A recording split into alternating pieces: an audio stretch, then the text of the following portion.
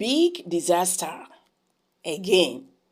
Obasanjo sent unexpected warning to Nigerian youth after Tinubu's loan request was approved, say a statement that shakes the nation. Hello everyone, welcome back to Prospect Channel TV. Thank you for coming out here. If you are just joining us, please kindly subscribe to this channel and don't forget to give us a thumbs up. According to ex-President Olusegun Obasanjo, the future generations will have no choice but to repay the debt that piled up due to poor governance by past administrations.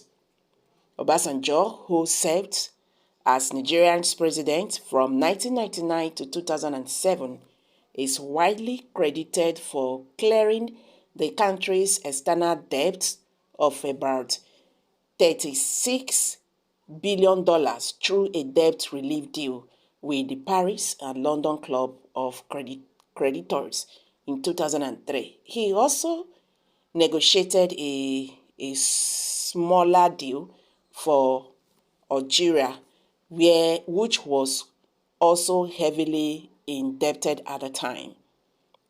The debt relief deal, which was facilitated by the International Monetary Fund (IMF) and the World Bank, enabled Nigeria and Algeria to free up resources for development and poverty reduction.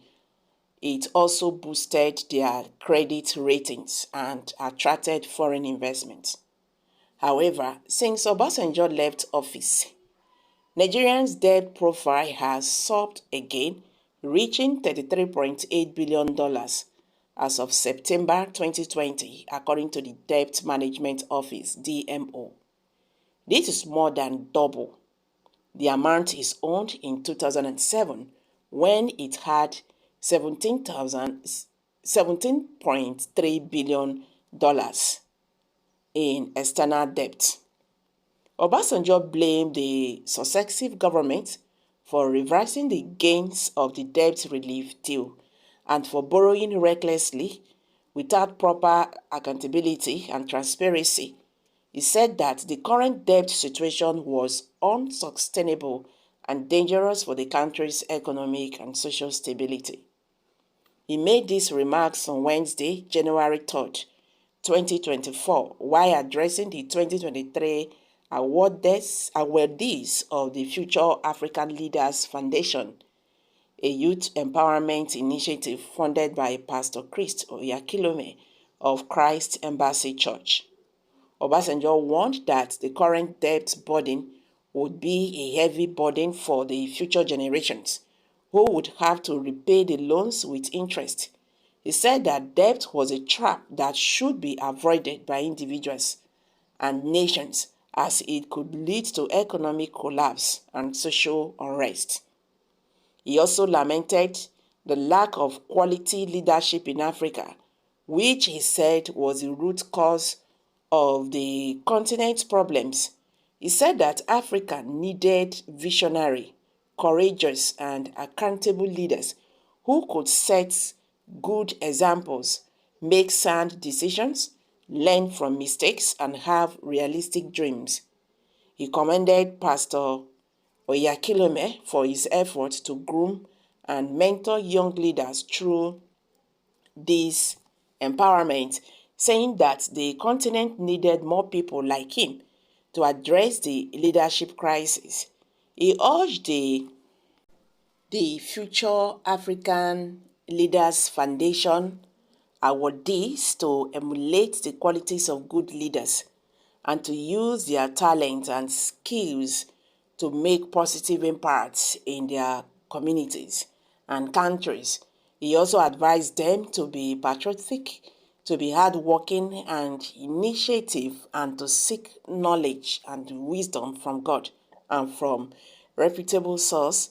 He said that the future of Africa was in their hands and that they had the potential to transform the continent for the better. In another news headlines, Nigerians have called out President Bola Ahmed Tinubu that he should be blamed for the reason why They dismiss police beg for money from, Dutch rider.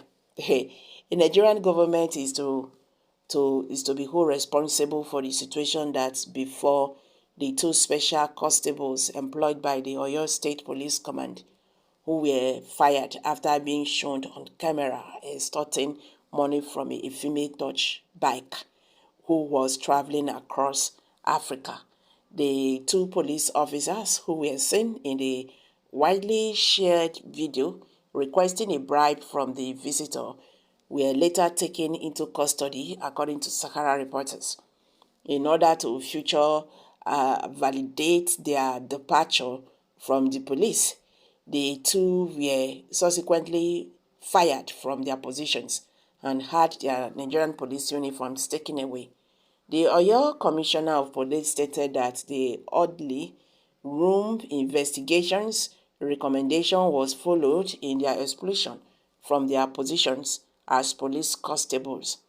The CP declared that since the two expelled constables were not initially trained Nigerian police officials, they would not face legal action. However, the two fired officials ascertained in a widely shared video that Sahara reporters saw that despite working for the government for more than 3 years, they had never received a salary or other compensation. They continued by saying that it was a result of this that they eventually found themselves in a situation where they had to beg and threatening drivers for money in order to maintain their families.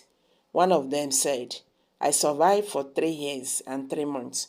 They did not give us any salary. They never gave us anything. Even after the dismissal, we were not paid at all. It is when we go to the roadside that we get money from what people give us. This is what we share and use to feed ourselves, our children, and our wives." And Nigerians have this to say. I don't blame them all. Today is 4th January. The federal government hasn't yet paid its workers' salary of December. What country is this? As much as not getting salary is not an excuse to collect bribe, I feel the action of the police authority is unnecessary.